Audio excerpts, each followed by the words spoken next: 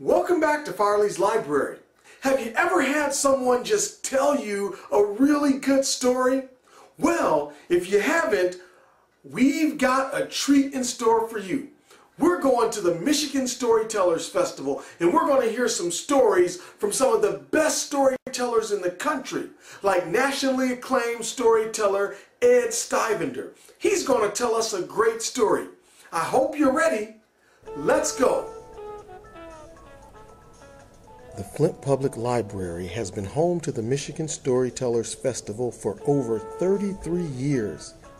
Every year, audiences are privileged to hear national and local tellers sing songs and weave tales full of wonder. This year, one of the featured tellers, Ed Stivender, brought new life to an old tale. Let's go hear his story. Sometimes I tell stories exactly as I hear them. Sometimes I make changes. You'll have to decide in this one what I'm doing. About a young woman, her three mean stepsisters.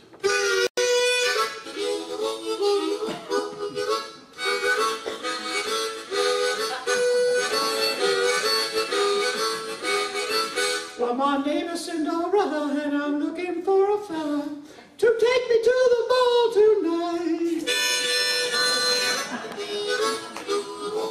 But I don't think I'm gonna get to the ball tonight, 'cause I gotta clean this place up and I'm feeling so uptight. Cinderella lived in a big old house with her three mean stepsisters. Let me tell you about them. One was so hot-headed she was mean. One was so cold-hearted she was mean. One was too hot. One was too cold. And the third was just wrong. You know what I'm saying? I said I can't go to the ball tonight. Ha ha ha. Hee hee hee. Ha ha. Oh, woe is me. If only I had a fairy godmother or someone. What's that? Coming out of the sky in a ball of light is someone in a two-piece sweatsuit with a towel around his neck and a knit cap on his head. Yo, Cinderella, what's up? Rocky Balboa, what are you doing here? Hey, yo, Cindy, I'm your fairy godfather. Shh, shh, shh. Fairy godfather? Who ever heard of a fairy godfather? Yo, Cindy, just go with the flow. Don't ask too many questions. You're my fairy godfather. Do you have any magic wishes for me? Yo, as a matter of fact, I got 3 magic wishes for you today. What's your first wish? One time I was doing this story, and a 6-year-old girl came up, walked up out of her mother's, next to her mother, walked onto the stage, brought my hand down, went like this. I got 3 magic wishes for you today only. What's your first? Well, my first wish is that the house could be completely cleaned up. Yo, no problem. Reaches into a sleeve, pulls out a magic wand, waves it once, twice, 3 times around her head. House is immaculate, completely cleaned up. Oh, this is wonderful. Now, how about something to wear to the ball tonight? Yo, no problem. Magic wand, once, twice, 3 times around her head. And there's Cinderella standing in a 2-piece gold lame Jordache jeans outfit. And on her feet, glass Adidas sneakers. Oh, this is wonderful. Now, how am I going to get to the ball tonight? Yo, no problem. Magic wand, once, twice, 3 times around her head. A block-long Cadillac limousine pulls out in front of her. Now, Cinderella runs down, gets in the limousine. Limousine takes off down the road as Rocky says, "Hey, yo, Cindy, you might want to be home by midnight. Just a suggestion." Limousine pulls up in front of the ballroom. Cinderella jumps out into the ballroom. She goes. Everyone turns and looks. They've never seen such a beautiful girl before. The prince, or the artist formerly known as Prince, comes down. Walks over to Cinderella. "May I have this dance?" Oh, I'd love to dance. What kind of dancing do you do? "How about break dancing?" No. "How about the Macarena?" Okay.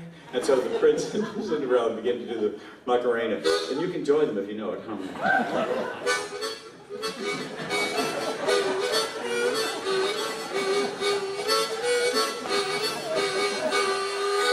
Bong, bong, bong, bong, bong. Gong, gong, gong, gong, gong, gong, gong. Cinderella's back in her ratty clothes. She runs out the door, and as she runs, she drops one of her glasses and the sneakers behind her. The prince walks over, picks up the sneaker. Oh. "Tomorrow I'll go throughout this land, find the owner of the sneaker, and ask her to marry me." The next day, he goes from house to house. Finally comes to the house where Cinderella lives with her 3 mean stepsisters. The hot-headed one answers the door. Oh, my prince, you finally come. Let me try on my sneakers. Tries it on, won't fit. The cold-hearted one says, oh, whatever. Tries it on, won't fit. Third one looks at the sneaker and says, Adidas, don't you have any Nike? All of a sudden they hear pad clink, pad clink, pad clink, pad clink. And they're coming down the stairs in one bare foot and one glass sneaker. I'll repeat that for the humor impaired. Pad clink, pad clink, pad clink. The Cinderella prince says, this is your sneaker. Cinderella tries, fits perfectly. Prince says, will you marry me? Cinderella says, well, I only met you last night, so perhaps we'll get to know each other a little bit better. So they went and had a Pepsi-Cola, and they were engaged for about a year. They finally did get married, and they lived happily ever after. Wasn't that a great story that Ed Stivender shared with us? Oh, you're probably asking, well, where do all these stories come from? Well, the answer to that question can be found in this book that I'm going to share with you this week. This book is called A Story, a Story. It's written and illustrated by Gail E. Haley. She shares an old tale with us that tells us the origin of all stories. Let's check it out. A Story, a Story. An African tale retold and illustrated by Gail E. Haley. Once, O small children round my knee, there were no stories on earth to hear. All the stories belonged to Naomi, the sky god. He kept them in a golden box next to his royal stool. Anansi, the Spider-Man, wanted to buy the sky god's stories, so he spun a web up to the sky. When the sky god heard what Anansi wanted, he laughed. Twee, twee, twee. The price of my stories is that you bring me Osebo, the leopard of the terrible teeth, Umboro, the hornet who stings like fire, and Amashia, the fairy whom men never see. Anansi bowed and answered, I shall gladly pay the price. Twee, twee, twee, chuckled the sky god. How can a weak old man like you, so small, so small, so small, pay my price? But Anansi merely climbed down to earth to find the things the sky god commanded. Anansi ran along the jungle path, yuridi, yuridi, yuridi, till he came to Osebo, the leopard of the terrible teeth.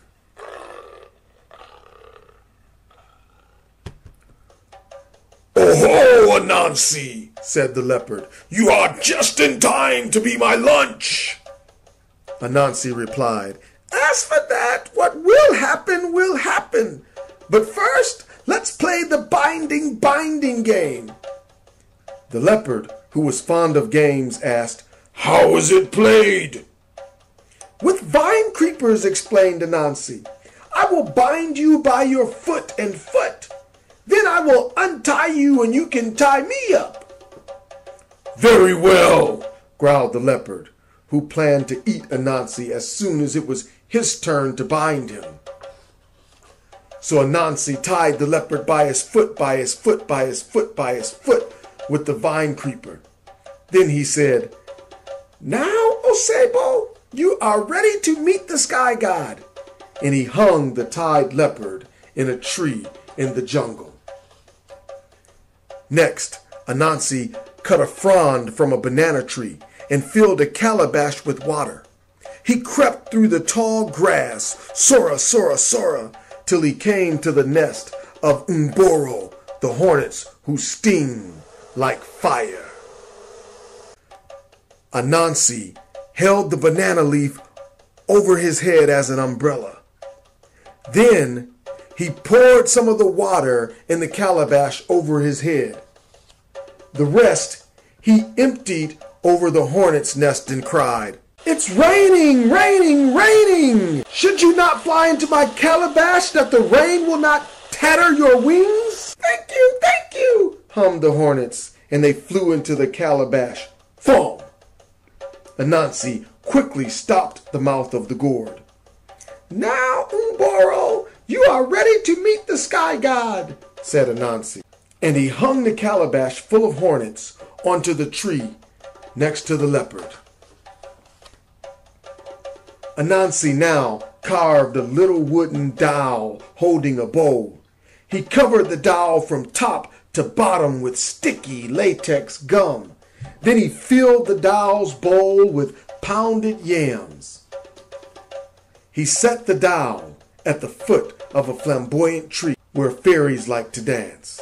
Anansi tied one end of a vine round the doll's head and, holding the other end in his hand, he hid behind a bush.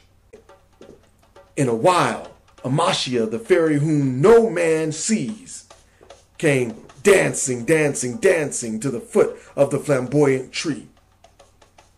There she saw the doll holding the bowl of yams.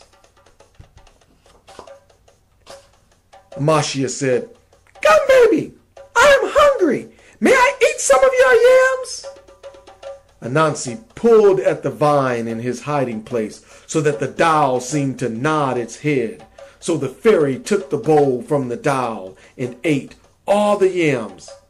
"Thank you, Gum Baby," said the fairy, but the doll did not answer. "Don't you reply when I thank you?" cried the angered fairy. The doll did not stir. "Gum Baby, I'll slap your crying place unless you answer me," shouted the fairy. But the wooden doll remained still and silent.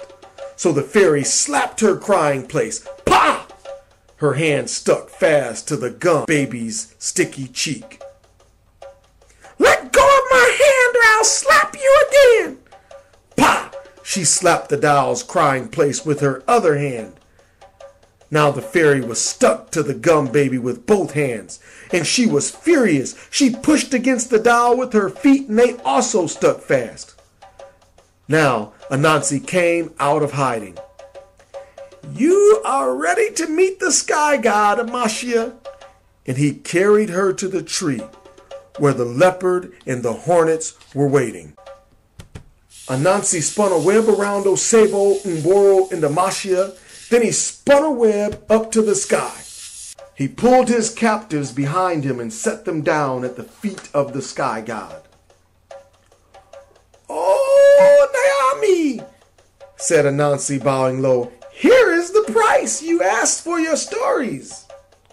Osebo, the leopard of the terrible teeth, Mboro, the hornets who sting like fire, and Amasia, the fairy whom men never see."